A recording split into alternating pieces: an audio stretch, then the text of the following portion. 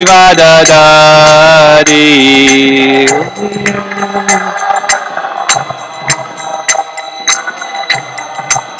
Gopi Janaralabha Giri Vadadari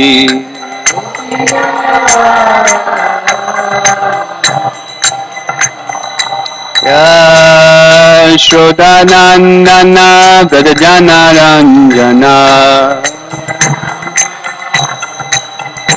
Yashodanandana Vrajanaranjana Jamunatira Vanachari Jamunatira Vanachari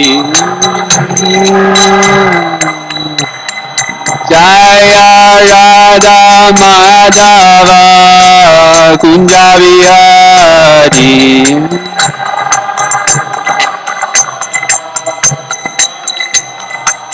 Jaya Radha Madhava Kunja Vihari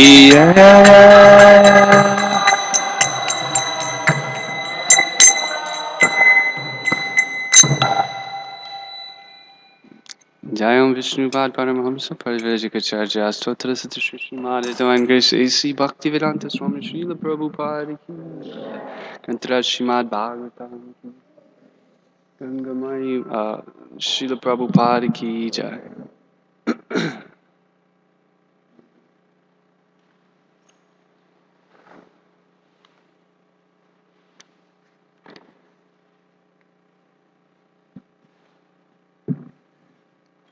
Continue readings from Kantra Srimad Bhagavatam, 6th Canto, Chapter 15, Text 12. It's about 4 verses, so we'll just do the first one. Om Namo Bhagavate Vasudevaya. Om Namo Bhagavate Vasudevaya. Om Namo Bhagavate Vasudevaya.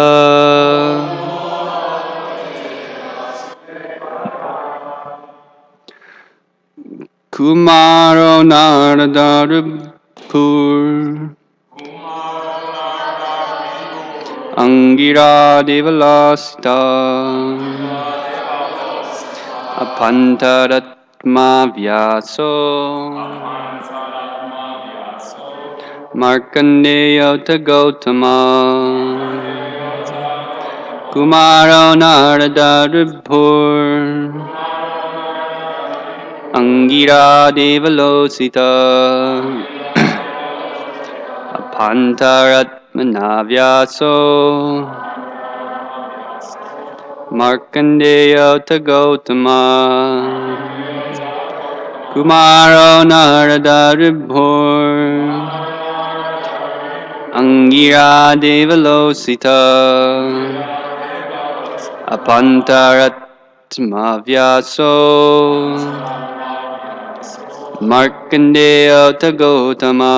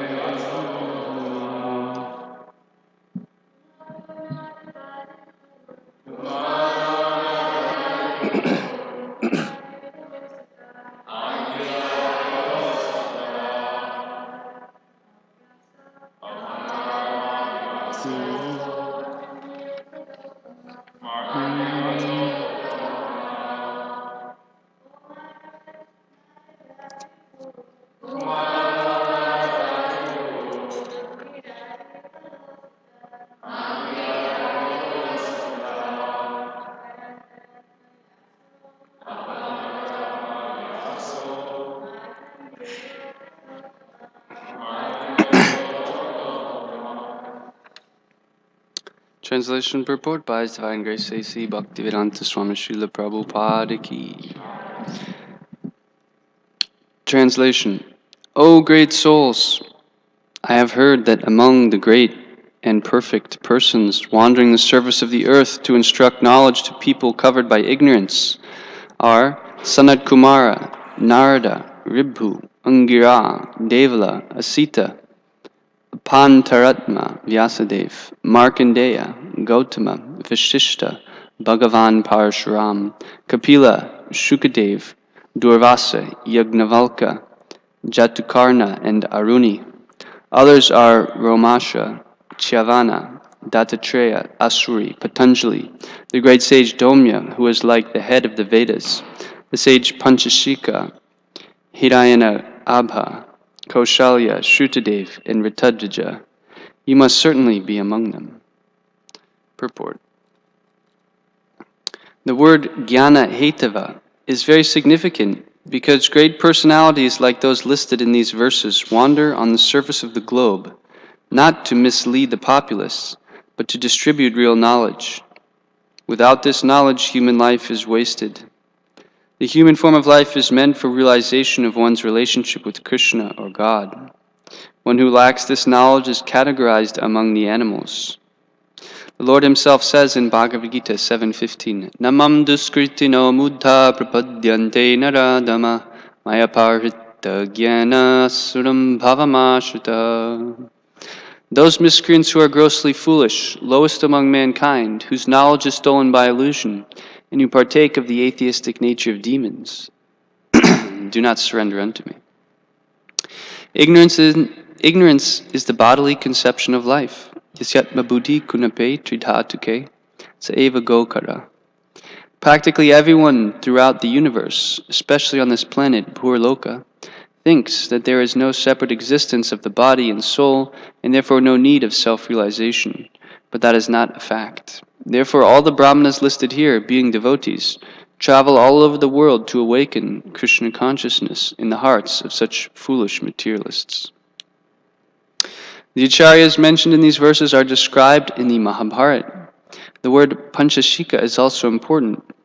One who is liberated from the conceptions of Annamaya, Pranamaya, Manomaya, Vijnanamaya, and Anandamaya, and who is perfectly aware of the subtle coverings of the soul, is called Panchashika. According to the statements of the Mahabharata, an acharya named Panchashika took birth in the family of Maharaj Janak, the ruler of Mithila. The Sankhya philosophers accept Panchashikacharya as one of them. Real knowledge pertains to the living entity dwelling within the body. Unfortunately, because of ignorance, the living entity identifies himself with the body and therefore feels pleasure and pain. Om Jnanati Mirandasya Jnananjana Shalakaya Chakshurun Militam Yena Tasmai Shri Gurave Namaha Shri Chaitanya Manobishtam Stapitam Yena Bhutale Swayam Rupa Kadamayam Dadati Swapadantikam Vansha Kalpa Tarubhyascha Kripa Sindubhya Evacha Patitanan Pavanebhyo Vaishnavebhyo Namo Namaha Jaya Shri Krishna Chaitanya Prabhu Nityananda Shri Advaita Gadadhar Srivasadi Gaura Bhaktavinda Hare Krishna Krishna Krishna Hare Hare Hare Rama Rama Hare Hare.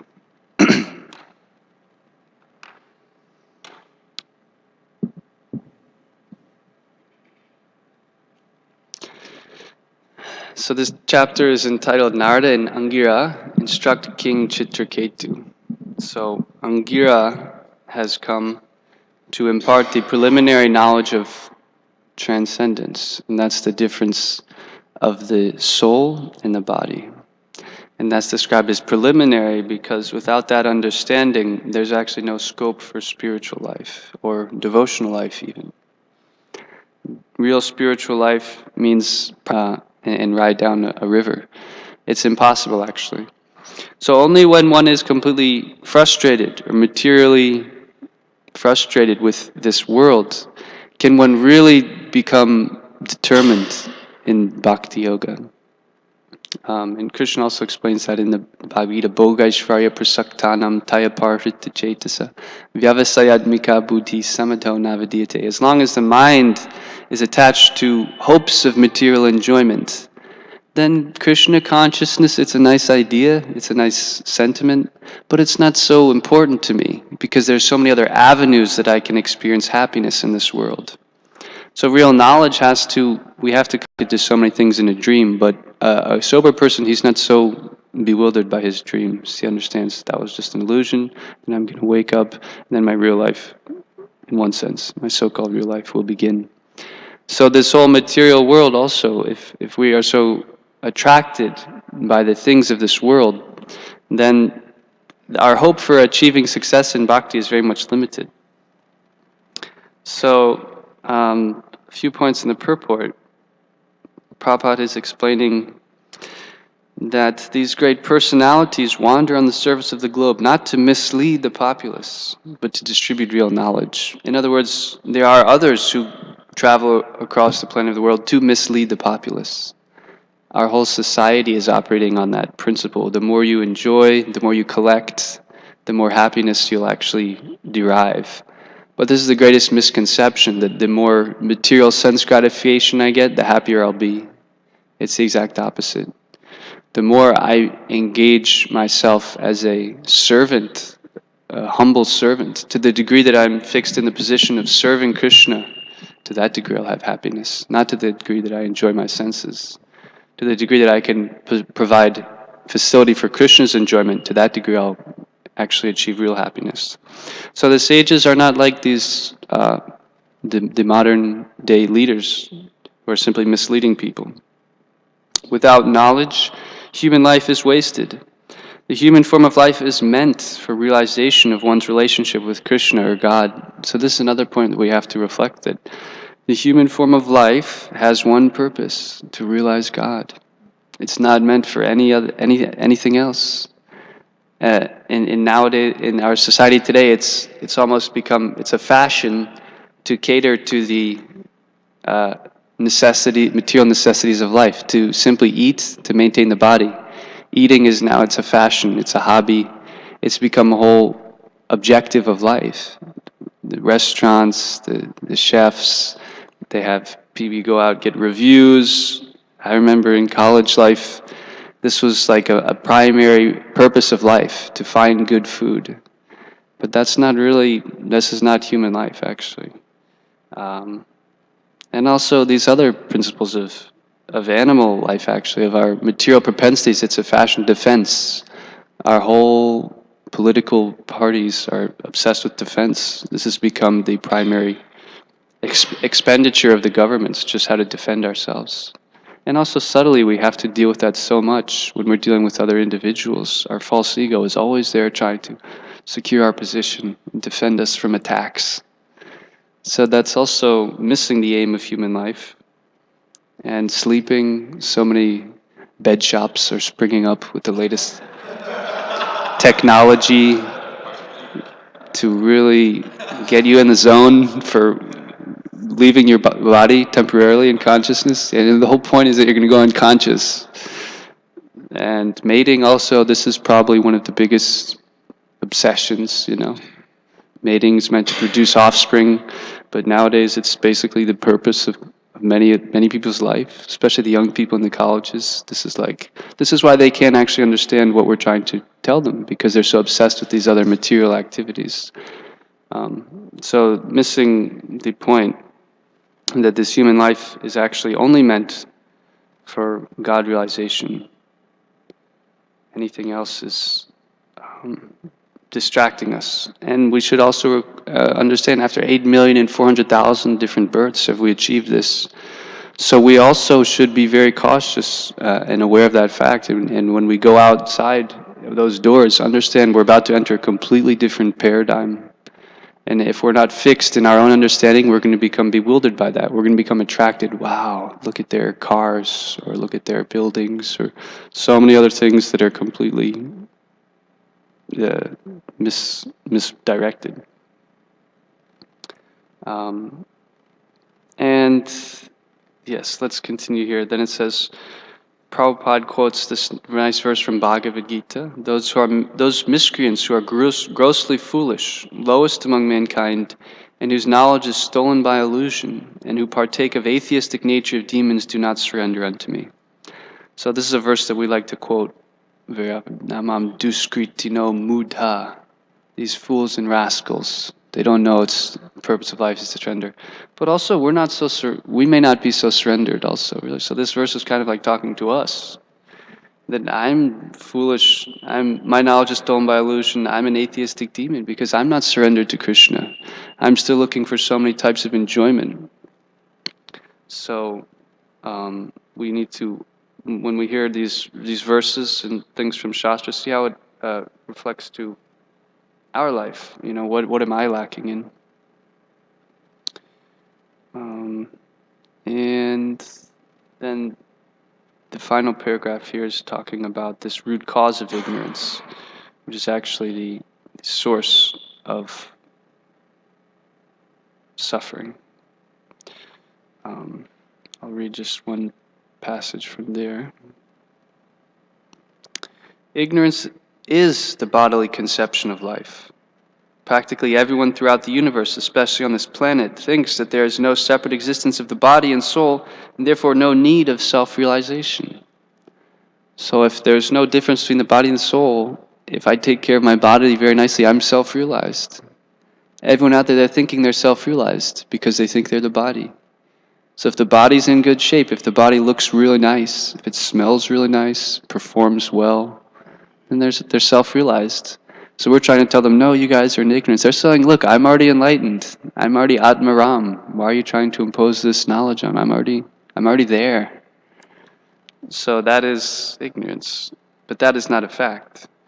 Therefore, all the Brahmanas listed here, being devotees, travel all over the world to awaken Krishna consciousness in the hearts of such foolish materialists.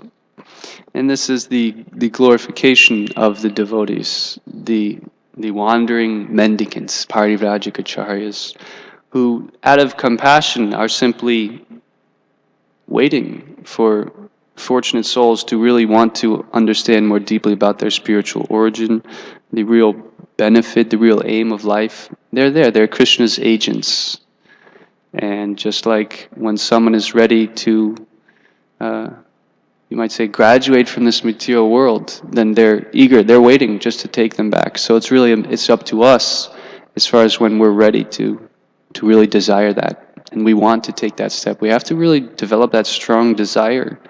I don't want to just live a mediocre life, that Krishna and the spiritual world are just waiting for me. So why should I dally here?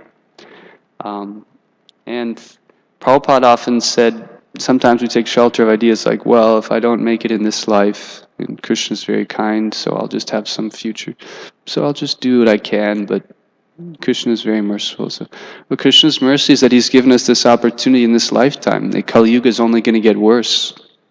And actually, the great opportunity that we have now may not be there again. This is really the ideal situation. This is what we've been waiting for millions of lifetimes.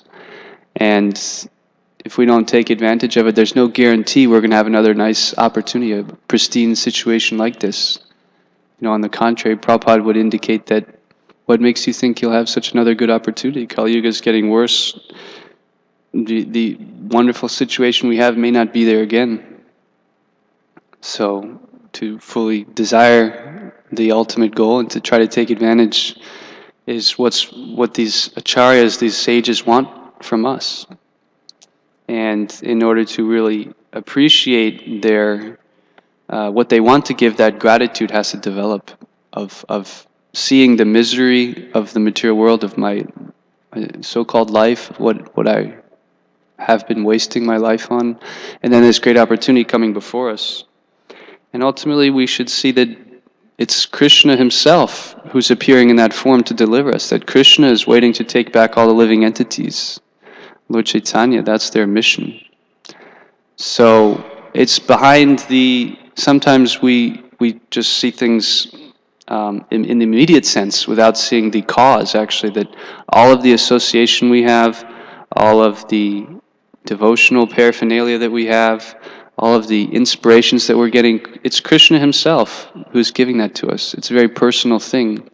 But just like, someone's at the dinner table, maybe the child's at the dinner table, and the mother's serving him some food with her hand. So he's just looking at the hand. Thank you, hand. Thank you, hand. And we should see that actually it's Krishna, the person behind everything, who's making all these arrangements for us. And then when we see how much that Krishna is doing for us, how much he's wanting to help us, then naturally that reciprocation, feelings of love and gratitude and desire, genuine desire to serve will manifest. That's really the key, is seeing Krishna is so kind and loving to us. Why am I so hard-hearted? I'm so reluctant to serve him. So all those will help us connect back to Krishna. I'll just conclude on that point with one nice statement here. Prabhupada's speaking here. This is from the first canto in one of his purports. He says, the great sage Shukadev Goswami was certainly inspired by Lord Krishna to appear voluntarily before Maharaj Parikshit, the great devotee of the Lord, just to give him the teachings of Srimad Bhagvatam. One can achieve the nucleus of the devotional service of the Lord by the mercy of the spiritual master and the personality of Godhead. The spiritual master is the manifested representative of the Lord to help one achieve ultimate success. One who is not authorized by the Lord cannot become a spiritual master. Srila Shukadev Goswami is an authorized spiritual master, and thus he was inspired by the Lord to appear before Maharaj Parikshit and instruct him in the teachings of Srimad Bhagavatam. One can achieve the ultimate success of going back to Godhead if he is favored by the Lord sending his true representative. As soon as a true representative of the Lord is met by a devotee of the Lord, the devotee is assured a guarantee for going back to Godhead just after leaving the present body. Pretty good deal, right? If you meet a spiritual master, you're guaranteed to go back to Godhead immediately after leaving the present body. So, we're safe. That was a close one. This, however, depends on the sincerity of the devotee himself. So that's the catch. The catch is there, that it actually depends on our own sincerity to achieve that. The Lord is seated in the heart of all living beings, and thus he knows very well the movements of all individual persons. As soon as the Lord finds that a particular soul is very eager to go back to Godhead, the Lord at once sends his bona fide representative. The sincere devotee is thus assured by the Lord of going back to Godhead. The conclusion is that to get the assistance and help of a bona fide spiritual master means, and this is in italics, to receive the direct help of the Lord himself. So this is Krishna's mercy. We're not so purified that we can perceive Krishna's presence all around us, but Prabhupada is helping to illumine this point, that all of these wonderful things happening in our life, it's directly Krishna there, and he's directly desiring for us to come back to him. So again, now the ball is in our court. It's up to our hands to manifest that determination, that desire, the sincerity. That I'm kind of tired of the illusion. If I haven't been beat up enough, I'll just keep dragging along until I really get smashed. We have that opportunity right now. We can use our intelligence to figure it out, that this place is not worthy of our intense absorption. And the more and more we hear about the spiritual world, the amazing transcendental activities that are going on perpetually with Krishna and his devotees, then that further gives us that impetus, that's really a wonderful place. That's actually reality. So when we're ready to come out of illusion and dreaming, then Krishna's inviting us back to that spiritual reality. So those are kind of the thoughts I had on this text. Kind of a short class, but maybe there's some questions or anything, discussion. Terrence? Prabhu. Thank you for class. It's good to see you again. Um, this is yeah, sure. This is a practical question. If it's Okay, turned good. up. All right. I'm liking practical questions. Anyhow, I was going to ask you, how can one use their abilities? And let's say you're not a renounced monk or a mendicant, to dovetail whatever your abilities are in service. Well, you use the word dovetail. So if one is not, see, the ideal situation is that we just completely surrender to our desires, our interests, to whatever Krishna wants us to do. But generally, to get there, we still have some attachments. So Prabhupada said, you just do those in a way that will assist the Krishna conscious movement, or that will serve Guru and Krishna like that. So I think you understand kind of that principle. But the idea that through that you develop a mood of selflessness, that's actually the goal of that program of dovetailing. That by doing that, ultimately I'll come to the stage where I'm getting a taste in Krishna consciousness, that my own attachments, my own desires are diminishing. That more and more I getting more taste and more rasa in the selfless service to Krishna program. That these strong attachments, I have, that can be used, Certainly Prabhupada would say everything that can be used. If you like to paint, you paint for Krishna. If you are good with handling money, you handle money for Krishna. So you endeavor to utilize those skills, propensities that Krishna's given you for his service.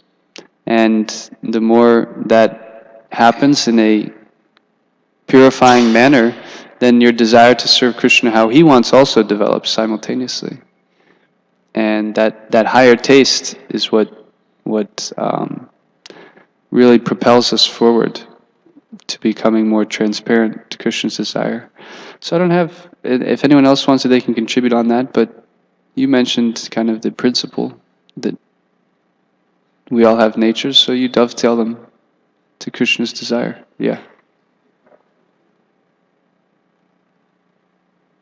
You think practically just through dovetailing, Krishna will have a way of reciprocating with showing you through your service if you're actually opening up and becoming more serious. He has a way of revealing that just through using your abilities, practically speaking, in some type of service.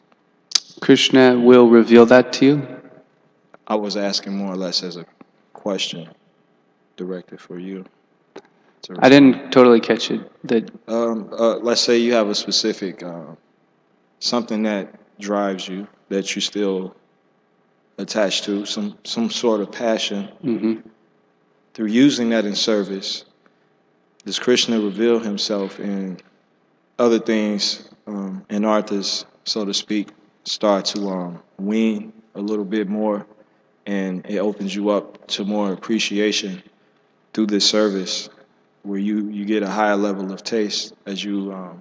Yeah, you try to really understand the desire of Krishna and the spiritual master, and like the Hare Krishna movement, and then the more you can contribute to that, in a significant way by dovetailing our own propensities, then that's the purification. So to be clear as far as how I can really help, it's okay. I have my own desires and attachments at different stages, but the more you can see how I can really help Prabhupada's movement, then yeah, Krishna will keep revealing himself to us. In other words, we could just kind of like, okay, I like playing music, so I'm just going to go in my room, play music for Krishna. That's great. But if you have some friends and you're like, you start using music to tell other people about Krishna, and you start making a song with the Maha Mantra, and you start propagating that, then more and more the purification will come. So try to see how we can assist, how we can serve through that activity. And Krishna, Lord Chaitanya, Lord Nityananda are so merciful. They'll be pleased. Okay, Prabhuji, you want to add something?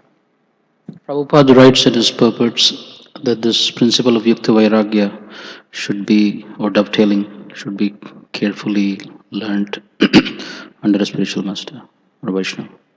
So that's an important aspect also. The details are important, and the Vaishnavas will help us with those details, like you mentioned. Yes, thank you. And while I have the microphone, where were we reading that from? The purport.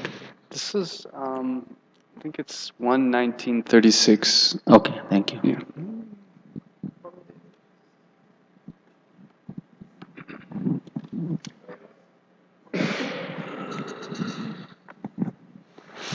Hare Krishna. Hare Krishna. Like Terrence, I'm glad you're back. Hare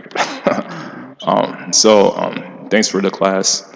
So, this reminds me of the fundamental point you mentioned in the class is that we fail to understand, like the foundations of Krishna consciousness, which is that we're spirit souls. Sometimes I think we're overwhelmed by our ocean of spiritual knowledge. We're like a sponge. How much can we absorb? Nothing.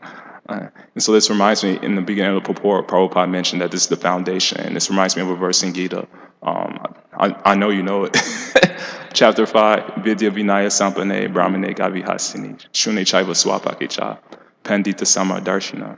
So it's described that a pandit, a truly educated person, sees the spirit soul within a body and therefore has the ability to respect everybody. And so often we forget these fundamental points because we're overwhelmed by this ocean of spiritual knowledge. And so this reminds me of another purport in Prabhupada's chapter 2, verse 25. He mentions in that purport, we have to repeat things over and over and over again. Because unless we repeat them, then nobody will understand these essential basic points. Just like people got tired of Prabhupada mentioning, you're a spirit soul. You're a spirit. This is the Maha Mantra for him. You're a spirit soul. You're not the Maha Mantra. And so this actually goes to the original point I was going to bring up today. Like, I remember Daisa Prabhu asked me, why do you contribute to class? Why or how do you contribute to class? And this, I kind of thought about it, within the last few days and was kind of meditating on. And it goes back to when my brother was given he was given a class to the brahmacharis or whatever, or I happened to be coming around when he, was around. And one thing I very much appreciated about it, couldn't realize it at the time, he said that it doesn't matter who's giving class, when you hear the name Krishna or Krishna devotee, it should light up your eyes. But still, I can understand that point. And I realized that all the devotees who are lingered around Krishna consciousness so long, that's what they have the most respect and appreciation for everybody. Just like Jitendriya Prabhu during my Jitendriya Guru Puja. One point I want to mention about him is that every time someone gives class, he's always like, Nityananda Prabhu knows what he's talking about. Jai Jagannath Prabhu knows what he knows his stuff. Ramapad Maharaj. It's like his Maha Mantra. And I realized that fact. So that's what I also learned from him. But I couldn't connect these 2 points until recently, actually. Actually, I'm very grateful for Bhakta Jordan's association.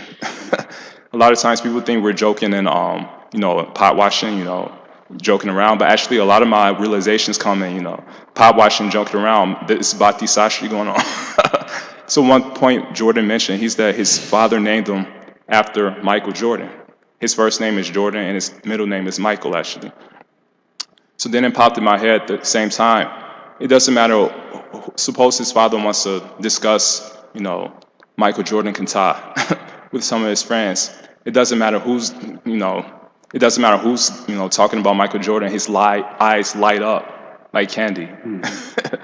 And so Lord Chaitanya's point was that, when will my eyes be decorated with tears of love flowing constantly when I chant the holy name of the Lord? When will my voice choke up? And when will what's the last point? The hairs of my body stand on end at the recitation of your name. And so then we think, Krishna, his name, we just think Krishna. But actually, there's no more dear to Krishna than his devotees. So it's the same, could be applied to his devotees. When you see a devotee, you can offer your danda pranams all the time. Of course, it's not possible because we'll have chronic back problems, but at least mentally, every Vaishnava you see, we see how so much everyone is sacrificing, especially in Kishori, like all the pujaris, who's been here for years, all the pujaris, but especially the ones who's been here for years, like Leela Mandri, Matsuji, Srinath Prabhu's wife, I think her name is Kusamika, what's her name? Something like that. They've sacrificed their lives, and including the members of Krishna Lunch, how much humble service they're performing every day without complaining how much they're sacrificing. Especially Rasika Mandri, she sacrificed her love. Just the other day she was saying she was suffering, but then I realized actually it's not suffering, it's sacrificing. And this is described in chapter 3 of the Gita. Materialists, they suffer, but we sacrifice. They suffer, but so what's the difference? Often we think, they're synonyms, but, in spiritual life it's sacrifice. But materialists, they suffer. So basically, in conclusion, I want to mention one phrase I heard by one Christian preacher that I was very inspired by, is that, he said, if we complain, we will remain. If we praise, we will be raised. And that's the fundamental aspect of Krishna consciousness that you can see in everyone's life. All the devotees who stick around for years, they never complain. Even though it's some difficulty, it's called sacrifice. And so I just want to kind of offer my gratitude to everyone in this temple. Currently, especially the members of the Krishna Lunch, who's offering their so many humble services every day, especially Rasika Mandri. This winter, actually, they all the details with the how they got kicked out of IAT, and they have to serve outside, and it's about to become winter now. So they're gonna really, really suffer. Oops, I mean sacrifice. Sorry, I hope you didn't hear that, Rasika Mandri. So they're gonna suffer or sacrifice. Sorry, they almost seem like synonyms. So basically, all these teachings are essentially summarizing Lord Chaitanya's teaching of Trinada Pisuni Chena, Toro Ivasahi Shinuna, Amani Namane Dena, Kirtaniya Sadahari. So, unless we get this foundation, we're so overwhelmed by all these Bhagavatam classes, 18,000 verses, 1 billion purports, 700 verses in Gita, 1 million verses in Chaitanya Charitamrita, and so many other additional books that we forget this most basic and essential point. And if I have nothing else to contribute in Bhagavatam, I'll contribute this point every day, because these points are not repeated enough. And that's the answer to the question of Daisa Prabhu, why I contributed to the class. I'm inspired by my brother. And actually all the devotees, Nityananda Prime, just the other day, me and Justin were appreciating the fact that leaders like my brother and Nityananda Prime Prabhu, they have to deal with the same bickering problems of people who can't understand this foundational point. Srinada Pisuni Chena, Sador Ivasahi Shinuna, Amani Nambanadena, Kirtaniya Sadahidi. And how do they not go in a room and scream to the top of their lungs? Because we fail to understand this basic point. So that's all I have to contribute. Hare Krishna. Hare Krishna. Thank you very much. It was nice hearing the glorification of the devotees. And yeah, Prabhupada does remind us on every page that sometimes we're looking for the higher realizations. But we can't really get much higher until we... Anyone else? Jitendra Prabhu.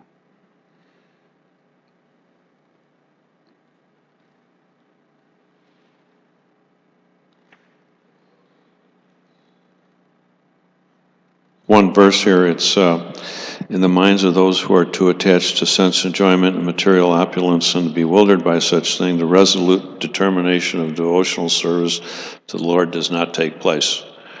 It's on page 108, very auspicious. I was thinking of the phrase the Karmis use, he who has the most toys wins. Some people live to eat, others eat to... Some people live to eat, others eat live. Eat. How does that? Eat go? to live. Okay, yeah, it's just like you were saying what you were saying in school, where they they cater so much to the tongue. Mhm. You were go to this restaurant and that restaurant, But thank you, Hare Krishna. Thank you very much, Prabhu. Should I say something? I don't have anything particular to say. It's Jai Baladev kind of went on a super tangent. After specifically asking him not to go on that tangent. I just want to complete that though, because it definitely highlights certain devotees, which is wonderful. Their contribution is amazing. But I think to round it off, there are others who we may not be able to see that do some awesome service. Looking at one right now, and that I don't see in others. Every little person has in Krishna's family some very fantastic contribution. Mm. Of course, this is not the forum for highlighting every single person. Some persons have amazing abilities to serve in a particular way, and others have some other abilities in a different way. So I want to take this opportunity to acknowledge that just because someone's name was not mentioned doesn't mean that they are very, very, very valuable contributors within Kishori's family. Every single person, including children, they have a great contribution to make. Thank you. Jai, thank you. Yeah, it's a pleasure to be here with all of you also. I think we may have to pause for now. Yeah, Jai Baldev. Well, I have a question. That's why I say completely everyone. The only reason I highlighted is because I spoke to she said she was suffering. Yeah. And I don't know a lot of people are suffering so much. There's people I can pick up. My brother's been here all my life to pick me up when I'm suffering. So when Sika Manjari came to me and said she's suffering, I said everyone is supporting her. And she says everyone's a VIP. My gosh, she location is not gonna. So even if we don't highlight everyone has to good days. Thank you. That's the only Yeah, reason I yeah. highlight. I know. So I said everyone. No, it's good. We understand the point. We understand the point. I mentioned everyone. I said everyone. Yes, yes, yes. This is good. This is good. Thank you very much. Srimad Bhagvatam ki, Srila Prabhupada ki.